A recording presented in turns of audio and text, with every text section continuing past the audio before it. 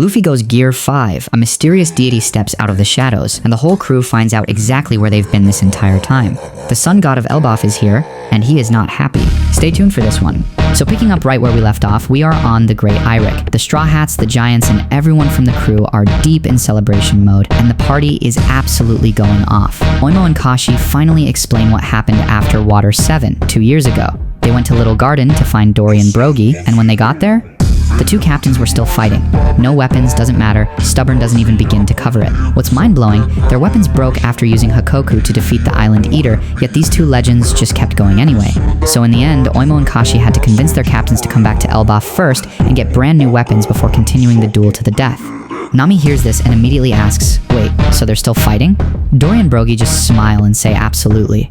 Nami takes a long swig of her drink and completely gives up on them. Usopp pipes up, hey Nami, didn't you learn anything back on Little Garden? And Luffy is just cheering Usopp on like the absolute king he is. Meanwhile, Sanji notices how strong the drinks are hitting, and one of the giants steps in and explains this stuff is called absinthe, the green fairy. And he warns them, drink too much of this and you might start hallucinating. Remember that detail, because it becomes very important later. And then it's back to the party. The Straw Hats and the giant pirates are going all out together. Food everywhere, drinks everywhere. This crew has been through absolute war, Egghead nearly broke them, and now they're here, alive, sailing free, celebrating with literal giants. The energy on this ship is just electric. Now cut to Gartel Island. 1 month ago, Bartolomeo burned Shanks' flag in the name of Luffy, and now it is time to face the consequences. The red hair pirates have Bartolomeo beaten up, cuffed, and on his knees in the town square. Shanks steps forward and lays it out cold. Many islands and crews sail under his flag for protection. If he lets something like this slide, if he lets one crew burn that flag without consequence, then faith in that protection collapses. Allies suffer. Friends get endangered. The weight of a Yonko's flag is not just a symbol, it is life and death for the people under it. Bartolomeo completely agrees. He bows his head and begs for forgiveness for their stupidity. But then Hongo crouches down in front of him and places a small bottle in front of him. The message? Get Luffy to drink this deadly poison within 1 month. Whoever drinks it will die in absolute agony, blood forcing its way out of the body, unbearable pain until the very end. If Barto does this, they'll overlook what happened. Bartolomeo stares at it and then grabs the bottle with his teeth and drinks it himself. Right there. His entire crew loses it, screaming, crying, begging him to stop. But Bartolomeo doesn't flinch. He says it loud and clear, Luffy never asked them to carry his flag or drink in his name. They did that on their own. So this is their problem, not Luffy's. He refuses to waste even a single second of his senpai's time on something like this. He says if he's just another idiot who picked a fight with a Yonko and paid for it, then so be it. His only regret? That he won't get to see Luffy become the Pirate King. Shanks and Beckman watch in silence, stone-faced the whole time. And here's the thing, nothing happens. No pain, no blood, no death. The bottle was fake. The poison was never real. The Barto Club scrambles off that island at full speed the moment they realize they've been let go. Bartolomeo tells Gambia he thought an emperor would be ruthless and terrifying, but it turns out red hair is actually kind of soft. Cut back to Shanks, and he is grinning. Beckman asks what he's smiling about, and Shanks just says it makes him genuinely happy to know that someone cares for Luffy that deeply. Good guy, Shanks. But Yasopp steps out from behind them, raises his rifle, and calmly tells his captain to step aside. Business is business. And with one single shot, Bartolomeo's ship explodes. The Going Luffy Senpai, destroyed, sunk near the coast of Gartel Island, fate of the crew unknown. But that ship, built with Luffy's figurehead, Zoro and Sanji's colors, Chopper's old hat, orange trees for Nami, and a touch dedicated to the Going Merry, that ship was loved. And in One Piece, ships that are truly loved, they don't just disappear quietly. Meanwhile, cut to Hachinosu. Blackbeard is back and calling a full crew meeting. Pizarro is controlling the Skull Island, which now hilariously has bandages from the Garp and Kobe fight. Sanjuan Wolf is trying to put buildings back in place, but keeps knocking over more with his backside. Only Blackbeard's crew can make catastrophic destruction this funny. But Teach is furious. He lays into Pizarro for letting Kobe escape. Kobe was a critical bargaining chip with the world government and Marines. Moria also got away, which means Gecko Moria is back in play somewhere. Pizarro tries to defend himself, says the full story isn't that simple, but Teach isn't finished. Then, Kuzan speaks. He tells Teach that he actually intended to kill Garp. But the old man survived. Garp is alive, covered in bandages, tied up in chains, locked in a dark cell, but breathing. Blackbeard laughs, because honestly, a living Garp is an even bigger bargaining chip than a dead one. He tells Kuzan there isn't anyone else who could have gotten close. What's mind-blowing, Pudding is there too.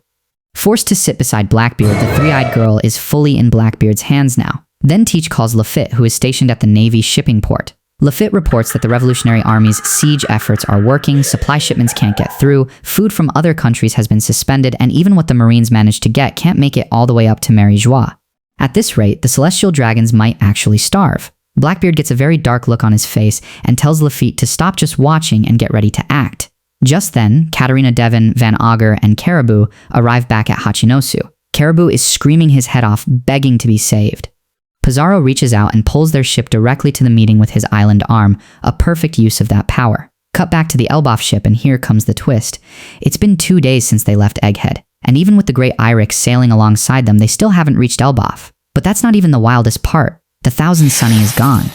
Luffy, Zoro, Nami, Usopp, Sanji, and Chopper vanished. All 6 of the core original crew members nowhere to be found. The giants on deck are in full panic mode. They can't return to Elbaf like this. Dory and Brogy say they have to find them. Robin, dark as ever, wonders aloud if maybe they got swallowed by a fish. Frankie tells her to stop, then immediately admits the fish out here are absolutely big enough for that to be true. And then, somewhere else entirely, a voice is calling out to Nami. Wake up. Nami opens her eyes, groggy, holding her head, assuming she just drank way too much. And when she looks around, she is alone in a massive room built entirely out of Lego pieces. She's dressed like a Viking warrior in an RPG costume, a sword strapped to her back. And the narrator says it all. What is this place? A new adventure has begun, and we have no idea what's coming.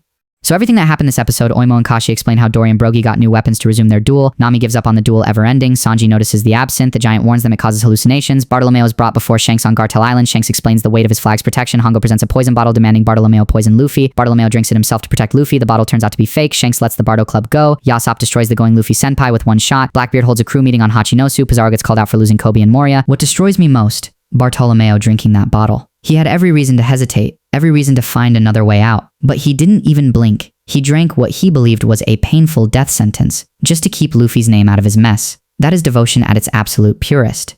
This episode is doing something really special with what it means to protect the people you love. Next episode, we are officially deep in the Elbaf arc now, the Straw Hats are scattered, and something or someone is behind all of this, and trust me, you are not ready for what's coming next. We cut into this enormous village, and everything on screen is built from those same massive rectangular blocks. And the giants who live here, they are not having a good day. We see a group of them gathered in urgent discussion because a fire has broken out in the nearby forest. And this isn't just any ordinary situation. Those flames are dangerously close to the Yggdrasil, the colossal world tree at the very heart of this kingdom. If that fire reaches it, the entire kingdom goes down with it. The giants are scrambling to get water to the source immediately. But it gets worse. Enormous bees are suddenly raining down out of the sky, clearly attacked by something with tremendous power. The giants are thrown completely off. What in the world is strong enough to knock creatures that size clean out of the air? And then a third report arrives and sends shock through the entire crowd. The residents in the forest are reporting that the thundering impact they felt shaking the ground moments ago, that was the legendary ear god Rabbit. We don't get answers yet. Cut to Big Stein Castle, and there's our girl Nami, and we see what just went down. She blasted a massive bee with one of Zeus's lightning strikes. The thing crashed hard. Zeus immediately chimes in asking where they even are. And Nami, our usually sharp, always calculating navigator, completely breaks. Tears filling her eyes, full panic setting in because she genuinely has no idea. The last thing she remembers is relaxing on board the giant's ship. Everything after that is a total blank. She starts calling out in her head, Luffy, Zoro, Sanji, please, somebody come rescue her. And then in a moment of pure desperation, she throws Usopp's name onto that list too. She looks down at herself, full Viking outfit, and doesn't even remember changing into it. Could this whole thing be some kind of wild drunken hallucination? And then, movement at the far end of the hallway. And a voice, unmistakably Usopp's voice, calls her name. Nami takes off sprinting toward it. But the hallway floor is full of those enormous Lego-like blocks, and she catches one right underfoot. She goes down hard, but then she skids to a dead stop, because standing right in front of her is a hedgehog, and not a normal one. A massive, towering hedgehog that fills the entire hallway. Nami lets out a shriek that bounces off every wall in that castle, and that scream startles the hedgehog so badly that every single spine shoots outward at once, and Nami makes the very smart decision to run. But she doesn't go silently. She throws a quick, frantic apology back over her shoulder for the things she said about the hedgehog's body earlier. She already body-shamed it before all this chaos kicked off, and she is not about to die with that on her conscience. She runs, and finally she spots a crewmate, but the relief lasts exactly 0 seconds. Because Usopp is currently being held inside the mouth of an enormous crowned cat. Nami's jaw drops. Her brain cannot process this. She has absolutely no idea what is going on, but she knows one thing. Standing around trying to figure it out is not an option. The only way any of them are surviving this is to face these creatures head on. She locks in and calls on Zeus. She launches a lightning strike directly at the hedgehog still chasing her from behind. The bolt connects. The hedgehog seizes up, completely paralyzed. But the blast throws Nami downward from the force, and then it gets worse. The stunned hedgehog, now completely limp, topples forward and lands directly on top of the giant cat's head. The electricity transfers straight from the hedgehog into the cat. The cat gets electrocuted by pure accident. But here's the upside. The cat's grip goes completely slack and Usopp tumbles free from its mouth. The cat shakes it off. It fixes its gaze on Nami, then on Usopp. Nami and Usopp make one silent eye contact, reach a mutual agreement, and bolt. As they flee down the corridor, Nami desperately asks Usopp if he has any idea what's going on. Usopp admits he's just as lost. The last thing he remembers is everyone drinking heavily on the giant ship, and when he next opened his eyes, he was already inside a cat's mouth. Nami connects the dots. The drink they were all having, the green fairy, she warns that too much of it can cause vivid hallucinations. She's starting to piece together that whatever happened that night is the root of all of this. They're still talking as they sprint down the corridor and hit a balcony, and that's it. Dead end. There is nowhere left to go except straight down. They're both standing there looking over the edge, weighing whether jumping is actually the move, and then the cat closes in behind them and makes the decision for them.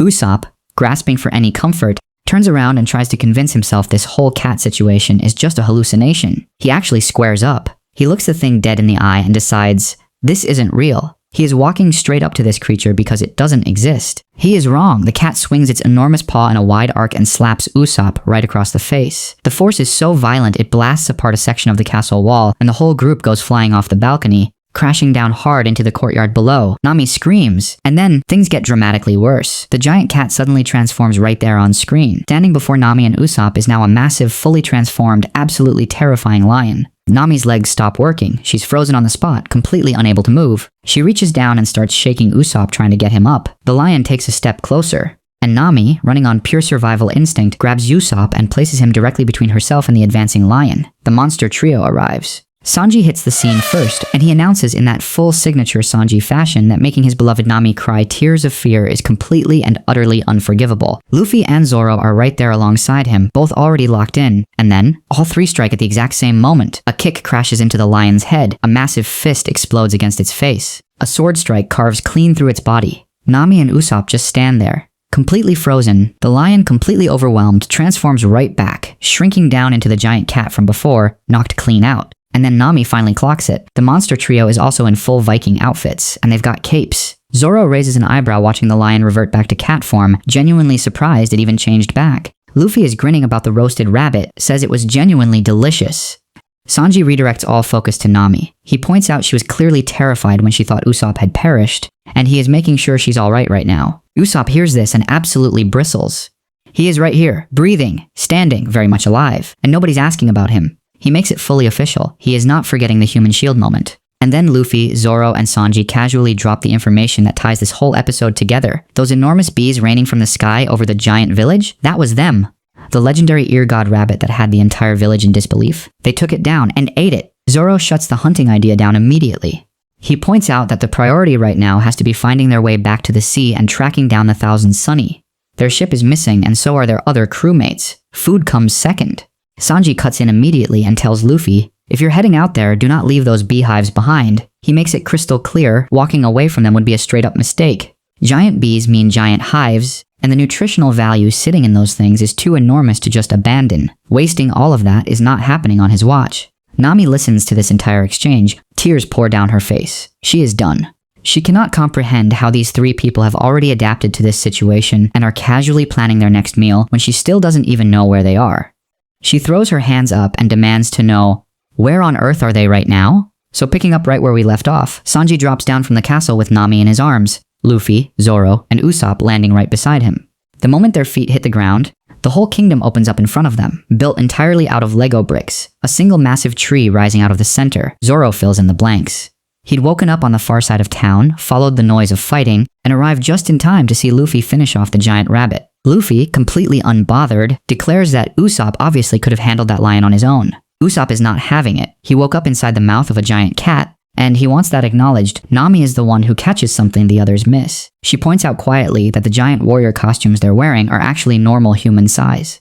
If this were truly Elbaf, they'd be dressed to scale. Something doesn't add up. That question pushes them toward the town ahead to get answers. On the road, they run into a bearded man, normal human size, dressed in giant clothing, riding an enormous grasshopper. He greets them like new arrivals and explains the territory without hesitation. This is the land of the gods, ruled by 3 deities: the ear god, the spine god, and the cat god. The 3 colossal beasts the crew had already torn through. Then his expression shifts. He's just received word that the ear god, the rabbit, was burned to death by someone just outside the town borders. Luffy opens his mouth. Usopp's hand gets there first. Zoro, Nami, and Sanji all turn and start whistling at nothing in particular, eyes pointed firmly elsewhere. The crew that roasted and ate a god says nothing. The bearded man moves on, offering them rations in town, but with one condition. Under no circumstances should they go near the other side of the castle. That's where the sun god temple sits, guarded by creatures that have never let a visitor walk away alive. Nami turns to Luffy to say exactly what she knows is about to happen. She doesn't even finish the sentence. Luffy's face splits into that wide, uncontrollable grin, and he's already running toward the temple at full speed. Zoro hears dangerous guardian beasts and follows immediately. Sanji watches both of them sprint off and unleashes on Zoro, calling him out for always getting pulled into Luffy's reckless nonsense, while also running after them. As Luffy charges down the path, he notices something strange. The road is impossibly long. The landscape around him stretches on further than it should. And then he crashes directly into something he can't see. It shatters on impact, raining down in massive shards. A mirror. A colossal mirror. The entire sky and vast terrain they'd been moving through were nothing but reflections on an enormous sheet of glass. Down in the Lego town below, residents look up to see the sky cracking apart above them. Luffy falls through the break and everything reveals itself at once. The kingdom isn't a kingdom, it's a diorama. A small, elaborate model landscape sealed inside a glass-covered cage, sitting on a table inside a giant's room. Around it, furniture built for a being of enormous scale. A massive wooden table, bolts of fabric, a colossal sewing machine. Lego bricks scattered across the floor where, what in the hell is this? They piece it together fast. If giants live here, they've been kept like pets inside a decorated cage, and then a small voice cries out from somewhere on the table. Chopper. He's been trapped outside the diorama this whole time, a rigid collar locked around his neck, unable to get it off. Zoro crosses the room and frees him. Chopper grabs Nami and breaks down completely, overwhelmed, relieved, barely able to get the words out between sobs. While Chopper recovers, Zoro and Usopp study the items on the table. Zoro notes the detail that's been bothering him. This room is built for a giant, but the clothes they were all wearing are human-sized, like dolls dressed up for display. And that unbearable smell from earlier, when they cooked the rabbit, melted resin, burning plastic. They'd been eating a creature made of the same material as the Lego bricks. Sanji looks around the room and suggests this place, the room itself, must be the Sun God Temple. Zoro agrees. The people in the diorama town, living their lives in Elbaf-style dress, are essentially pets. Kept for observation behind glass, before anyone can fully process that, 2 new threats enter the room. A colossal snake and a massive crow with a skull sitting on its head. The crew engages immediately. The fight spills across the furniture, smashing it apart, and somewhere in the chaos the room catches fire. Luffy doesn't hesitate. He shifts into gear 5 right there in the middle of the room and starts playing with the snake more than fighting it, and finally slamming it down with enough force to shake the entire room. Sanji takes on the giant mouse, and Zoro squares up with the crow. Nami, keeping well clear of all of it, clings to Chopper and uses him as her ride through the wreckage. Usopp is doing what Usopp does best, surviving. Out in the hallway, a figure moves toward the burning room. The sun god is a slender giant in a long black robe, face hidden entirely behind a large deer skull mask. He carries a staff. His shield bears a sun symbol. He notices the smoke and the noise up ahead, and he steps inside. What he finds is Luffy already in gear 5, actively tearing the room apart as he fights. Luffy dispatches the giant snake with overwhelming force. Across the room, Zoro drops the crow cleanly. The crew dives back into the diorama to put distance between themselves and the god, where the giant cat, furious and fully awake, is waiting for them. They punch it on the head, climb onto its back, and ride. Nami pulls out a blueprint she'd found earlier. It's a precise map of the blockland, the entire diorama laid out. On the other side of the model town, Zoro spots the sun god moving toward them, closing fast. The masked figure advances with a fury the miniature townspeople have clearly never seen before. They scatter in terror. Nami works out the exit. If they ride straight through, there has to be another mirror on the far side. Destroy that mirror. Break through the wall behind it. They're out. The sun god's voice fills the room. You little pests will not escape me. The chase is on. The next episode picks up right in the middle of that chase, and something tells me the sun god isn't going to let them reach that mirror easily. A massive shout out to our channel members, Jen Ederson 10094, Jessarash 4037, Davidalin 9580, Zachary Brewer 9989, Pechthana Punchinvai, and Antonius Adi Yosiana. Your support genuinely means more than you know. That's everything for today. I'm MyPax. Thank you all so much for watching, and have an awesome day.